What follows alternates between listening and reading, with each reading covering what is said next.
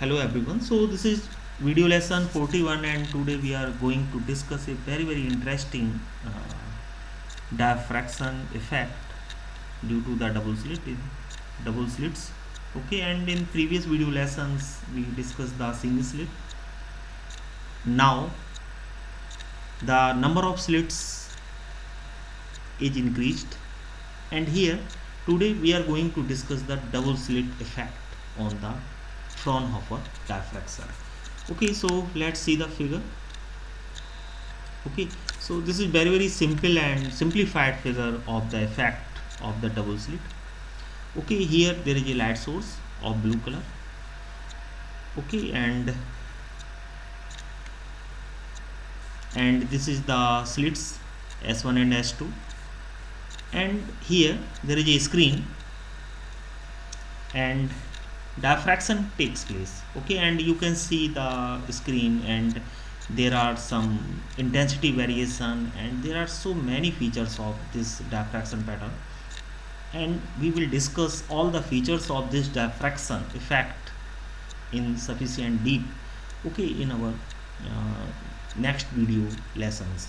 Okay, now let's see the another figure. So this is the same effect of the double slit diffraction, but here we use the all considerations which will be used in our derivations. Okay, so so in Young's double slit experiment in your 10 plus 2 standard level, you must study about the interference in Young's double slit experiment. Okay, so at that place we ignored the diffraction effect in each slit. Okay, we assumed that the slits are very narrow. Okay, here these are the slits. Here these are the two slits S1 and S2, and the plane wave front is falling on these slits.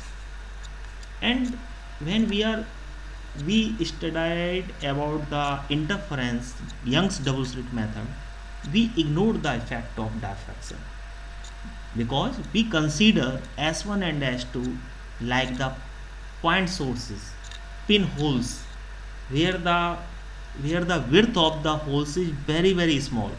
So we ignored the consideration of diffraction.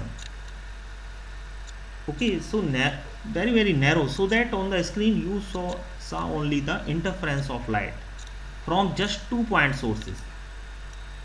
Now if the slits is the smaller than the wavelength, then so that there is just a spreading of light and no peaks or troughs on the screen. Therefore it was reasonable to leave out the effect of diffraction in that chapter, in that topic. But if you made the slits wider, okay, S1 and S2 are made sufficient wider, what will happen? Then you can so that you cannot ignore the diffraction. Here in this video lesson we study the complications to the double slit experiment that arise when you also need to take into account the diffraction effect of each slit. Okay, so to calculate the diffraction pattern for the two or any number of slits, here I am going to discuss only two, but in the next video lesson we now increase the number of slits. We can increase 3 slits, 4 slits, 5 slits, or any number of slits, capital N number, where number of slits is very large. There are 10,000 slits, 20,000 slits, 50,000 slits. Okay, so to calculate the diffraction pattern for two or any number of slits, we need to generalize the method. Okay, we just use for a single slit as we do in the previous video lesson. That is the across each slit we place a uniform distribution of point sources that radiate the Huygens wavelets, and then we sum the wavelet from all the slits. this gives the intensity at any point on the screen. Okay, this was our previous method, but now we have to generalize the method. Okay, so our method, our focus is to find out the intensity at point C. So once we obtain the expression for the intensity, we are able to write the conditions for maxima and minima, and we can analyze everything about the pattern. Okay, so